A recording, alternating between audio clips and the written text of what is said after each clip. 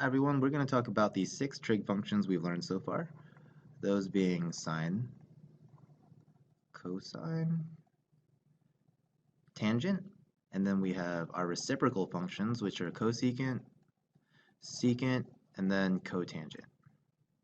Right, so the big things you have to remember from here are that sine corresponds with our y values on the unit circle, cosine corresponds with our x values, tangent is sine over cosine, so y over x. Cosecant is 1 over sine of x, so 1 over y. Secant is 1 over cosine of x. And then cotangent is 1 over tangent of x, meaning that it's cosine over sine. So it's just the reciprocal of tangent. So those are the 6 trig functions we've learned so far. These are what we call our reciprocal functions, and then all of these really are parent functions that we're starting with. So let's talk about how to graph those. So first thing we're going to look at are sine and cosine. And so I have a graphic here. And so what's happening as we move around the unit circle, we end up essentially making a wave with our graph. So we're graphing how we move in the x direction, so our x coordinate on an axis, and then we graph how our y direction changes on an axis, and we get our cosine and sine waves. Now we don't ever graph our sine wave like this. Typically our sine wave is horizontal, so there's a similar graphic here. I'll zoom in on this. So what's happening as we move around the circle, so as our angle increases and we just go around the circle, we have a wavelength, and it just goes on and on and on forever as we move around the circle. So that's where our graphs of sine and cosine come from. Let's talk about how to actually graph those. So if you were to graph them in our calculator, make sure your calculator is in radian mode, so go to mode, and then make sure you're in radians. Your y equals, you could put in sine of x. And then I recommend you hit zoom and then z trig, so z7.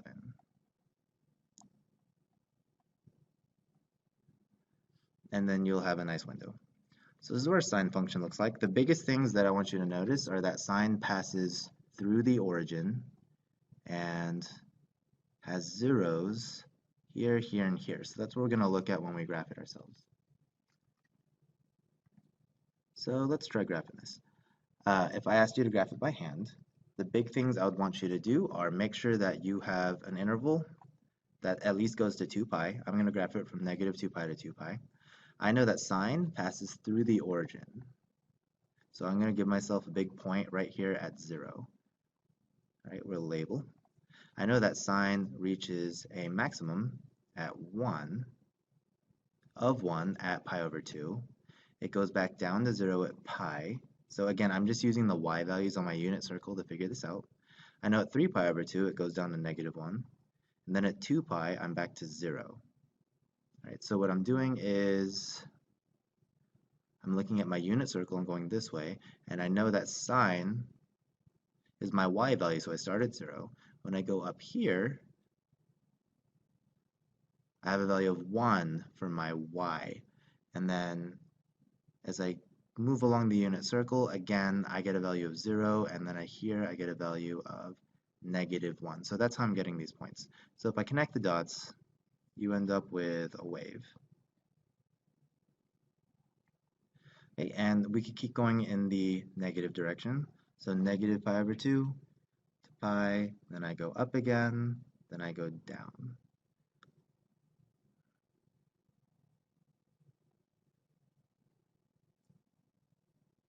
And there's my wave. All right, so that's how we would graph sine. You start from this, just make sure you start from 0. You go up, down, down, up, down, up, up, down. Okay, so that's graphing sine. Now the big thing I want to look at are the zeros of sine. Okay, so where sine crosses through the x-axis.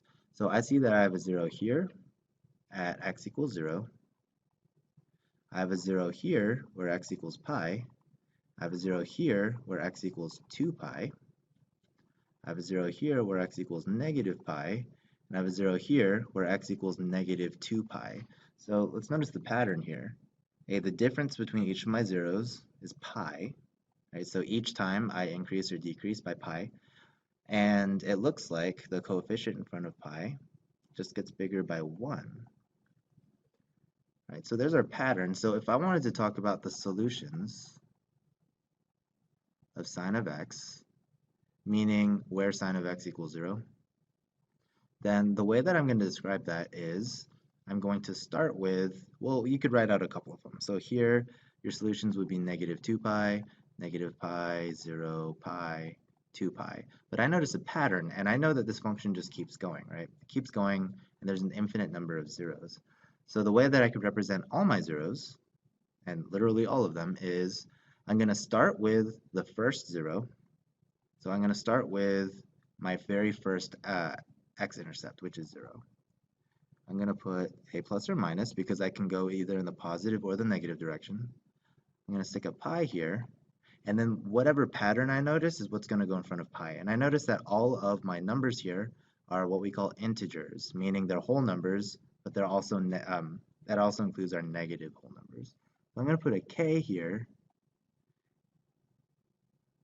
and write where k is an integer. Okay, and this represents all my solutions of sine. And really, I mean, if you can't remember this, that's not the worst thing in the world. But the big thing to remember for sine is that all of my solutions are my whole numbers. Okay, so 0, 1, 2, 3, 4, 5, pi, and so on. All right, let's talk about how to graph cosine. So cosine are my x values on the graph. So you could do the same thing in your calculator. You could graph cosine and look at that. But I'll just jump straight into it. So cosine is my x values. So the big thing to remember with cosine is that it starts at 1. Okay, cosine starts at 1, and then the way you graph it kind of stems from how we did sine. And remember, you're just going around the unit circle. So I start at 1, 0, which is why my y-intercept is 1. When I get to pi over 2, my x value is 0. And then when I get to pi, I'm at negative 1, 0, and then 1 again.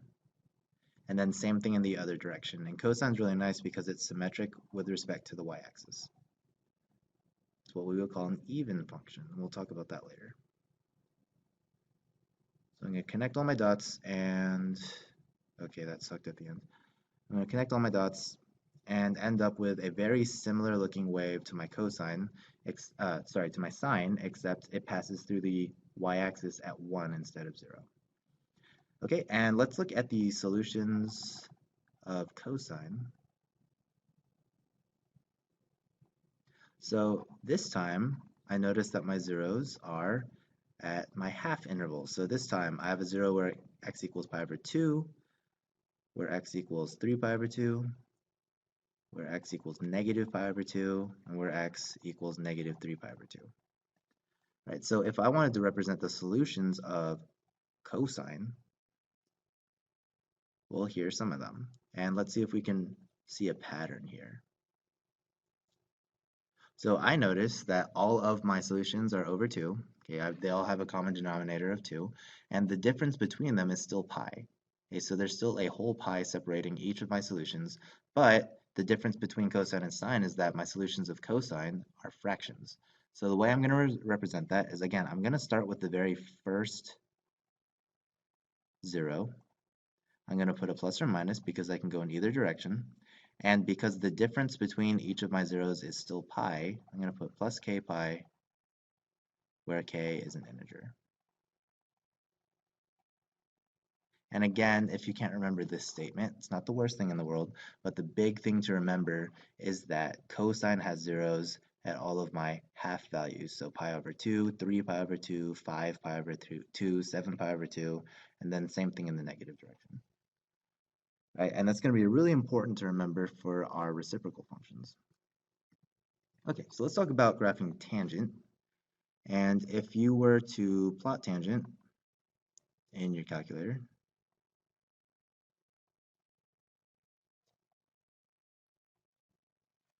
you get something that looks like a bunch of repeating cubic functions, which is kind of weird. And so if we remember what tangent is, it's defined as the ratio between sine and cosine. Okay, so what this means is that as cosine gets really, really big, tangent's going to get really small because you're dividing by a big number. And when cosine gets really, really small, my graph is going to get really, really big because you're dividing by a very small number. And if cosine ever equals 0, then we end up dividing by 0, which I know is a bad thing. And typically on a graph, we would represent that with an asymptote or dotted line. And my graph never touches that line. So those are the really big things that we're going to be looking for a graph of tangent. Okay, I want you to be looking for where cosine equals 0. Anytime cosine equals 0, you're going to have an asymptote on the graph of tangent.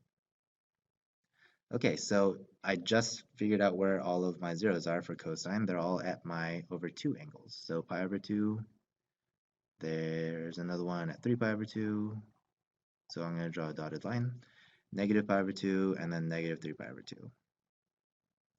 From there, I'm not really looking for a whole lot. It does pass through 1, 1, 1, and negative 1, 1, but essentially you can just draw in your shape from here and make sure that it follows your asymptote.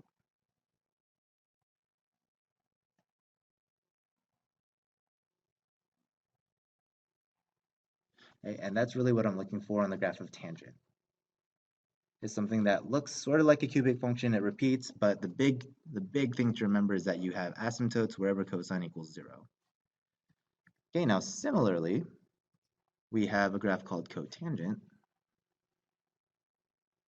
which is defined as cosine over sine. And for cotangent, you could probably guess, I care about where sine equals 0. And the reason why I care about where sine equals 0 is because, again, I'm going to have asymptotes wherever sine equals 0. And we just found out that sine has zeros at all my whole numbers. So sine has a 0 at pi, at 1 pi, and at 2 pi, and at 0, and then at negative pi, and then at negative 2 pi. That's where sine equals 0. So that's where cotangent is going to have asymptotes. Okay, from there, all you have to remember is that cotangent, which you cannot graph in your calculator. There's no button for that, so you literally have to type in 1 divided by tangent. And the general shape of cotangent is sort of the opposite of tangent, I would say. It looks kind of flipped. So it starts very high and then it gets very small as we move to the right. So what you have to remember is that you start up top and then you go down low. Okay, so I'm going to start high. I'm going to follow my asymptotes and go down. Start high, go down. And one more. Start high and then go down. And that is how I will graph cotangent. Okay, now two more. We have cosecant, which is 1 over sine. So if I were to graph this in my calculator, again, I have 1 divided by sine. It looks like a bunch of parabolas. Looks really weird. Okay, well, I kind of noticed that since I'm dividing by sine, it's probably a good thing to know where sine equals 0 again, because if sine equals 0, I'm again going to have asymptotes on my graph for cosecant. So it's really important to be comfortable with my graphs of sine and cosine and know where they equal 0. So sine equals 0, we just talked about that, at 0, and then at pi, and then at 2 pi, negative pi, and then negative 2 pi. Right, that's where cosecant is going to have asymptotes because that's where sine equals 0 and we can't divide by 0. So we put an asymptote there. Okay, now from there, I see that I have a bunch of weird parabolas. And I don't really want to memorize like where to put these parabolas and stuff. Like that's really weird. So what I noticed though is that let's just try graphing sine. You know what, I'm going to bold this so that you can see it clearly. And let's just try graphing sine and see if there's a relationship between them. So there is my cosecant graph. Remember, that's 1 over sine, all those weird parabolas. And if you graph just regular sine, you should notice that the vertex of each of my parabolas stems from the peak and valley of my sine graph. Every peak and every valley touches the vertex of every part of cosecant. So that's how I'm going to remember how to graph cosecant. I'm going to use that information. So let's look at that. Let's look again to my graph of cosecant. What I'm going to do here is just roughly sketch a graph of sine. Okay, so I'm just going to, you know what? I'll use a different color. I'll use blue. Okay, so all I'm going to do is roughly sketch in a graph of sine. Okay, this is regular sine because it passes through the origin.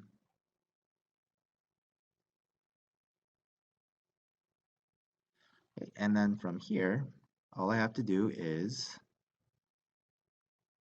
wrong color, all I have to do is draw a parabola starting at every peak and every valley of my sine graph. Okay, and this green graph right here, these green parabolas, that is the graph of cosecant. Right, so that's how you would graph cosecant, is you're going to use the graph of sine. Every peak and every valley, you're going to draw a parabola there. And it's going to be the exact same thing for secant. So secant is defined as 1 over cosine. So I care about where cosine equals 0, and we just talked about that as well. Cosine equals 0 at pi over 2, and at 3 pi over 2, and then negative pi over 2, negative 3 pi over 2. So that's where I have asymptotes, because I cannot divide by 0. Okay, I'm going to, again, just sketch in a graph of cosine. So I start at 1.